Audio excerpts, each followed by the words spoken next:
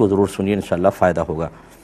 یہ کہتے ہیں کہ اگر کوئی شخص بے نمازی ہو لیکن اخلاقاً بہت ہی اچھا ہے تو اس سے رابطہ رکھنا کیسا، اور جبکہ یقین ہے کہ وہ نصیحت ہماری قبول نہیں کرے گا، اور اگر ہم کریں تو وہ یہی کہے گا کہ لوگوں سے اچھا سلوک کرو، اپنے حقوق تو اللہ تعالیٰ معاف فرما دے گا۔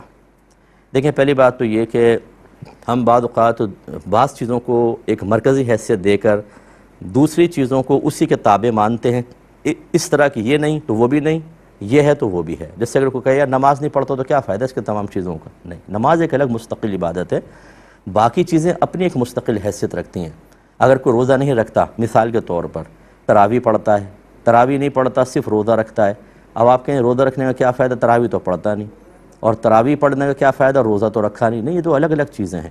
تو اس لیے یہ بہتر ہے بلکہ اس پہ فرض ہے کہ نماز ادا کرے، لیکن اخلاقاً اچھا ہے تو آپ کانٹیکٹ رکھ سکتے ہیں، رابطہ رکھنا منع نہیں ہوتا، لیکن اس طرح کے جو مستقل فرائض کو ترک کر رہے ہوں، گناہ کبیرہ اعلانیہ کر رہے ہوں، ان کی صحبت میں رہنا منع ہوتا ہے۔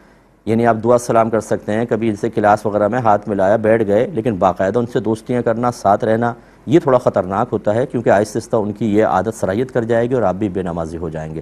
دوسری بات یہ کہ تلقین کا سلسلہ جاری رکھیں، چاہے وہ جواب میں کچھ بھی کہتا ہو، آپ کا کام ہے نصیحت کرنا، اگر وہ سن رہا ہے تو ضرور نصیحت کریں۔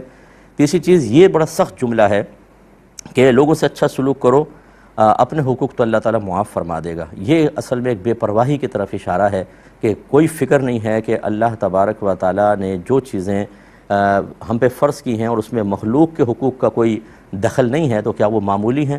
اگر وہ اللہ کا حق ہے تو اس کا مطلب وہ اتنا معمولی ہو گیا کہ اخلاق اچھا کرو اور اللہ کے حقوق کو پامال کرتے رہو۔ اگر یہی طریقہ ہے تو بتائیے، اگر یہ صحیح ہے تو کوئی نبی نے ایسا طریقہ اختیار کیا ہو، صحابہ کرام نے، اہل بیت اطہار نے، اولیاء عظام نے، ان سب کا طریقہ یہ نہیں تھا، تو ان سب کے طریقے سے ہٹ کر اپنی ایک فاسد سوچ بنا لینا کہ حقوق اللہ تو اللہ تعالیٰ معاف فرما دے گا۔ نبی کریم صلی اللہ علیہ وسلم جب سفر معراج پر گئے تو آپ نے دیکھا کہ ایک شخص زمین پہ لیٹا ہوا ہے، دوسرے کے ہاتھ میں بھاری سا پتھر ہے، اس نے اس کے سر پہ پتھر مارا، اس کا سر کچل گیا، پتھر دور گیا، واپس لایا، اتنی دیر میں پھر سر ٹھیک ہو گیا، پھر مارا، پھر یہی سلسلہ بار بار ہوتا رہا۔ تو سرکار نے پوچھا اس کو عذاب کیوں ہو رہا ہے؟ تو بتایا کہ یہ وہ شخص ہے جو فرض نماز چھوڑ کر سو جایا کرتا تھا۔ اب میں ایسے ڈیڑھ ہوشیاروں سے کویسچن کرتا ہوں کہ اگر فرض کر لیں بااخلاق تھا تو اس کے اخلاق نے اس کو بے نمازی پن کی سزا سے کیوں نہیں بچایا؟ اور یہ عذاب قبر ہے۔ ایسا نہ ہو کہ آپ بھی یہ بس خوش فہمی کے اندر کہ اپنے حقوق تو اللہ معاف فرما دے گا، ہمیں مخلوق سے ہی رکھنا چاہیے، یہ آپ کا ضابطہ قاعدہ ہے، نہ قرآنی ہے، نہ یہ حدیثی ضابطہ ہے، نہ اولیاء کی تعلیم کا ہے، لہٰذا پھر مرنے کے بعد پتہ چلے کہ آپ سخت عذاب قبر میں مبتلا ہو گئے، اچھے اخلاق کی برکت آپ کو بعد میں حاصل ہوگی، پہلے گناہ کی سزا تو بھگت لیں۔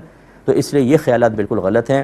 اللہ تعالیٰ اور مخلوق دونوں کے حقوق کو جانیں اور اپنے اپنے وقت پر ان کا حق ادا کریں، خدا نہ خواستہ کبھی کوتاہی ہو جائے تو توبہ کے دروازے کھلے ہوئے ہیں۔ ایک کالر ہمارے ساتھ ہیں، پہلے کال لیتے ہیں۔ السلام علیکم۔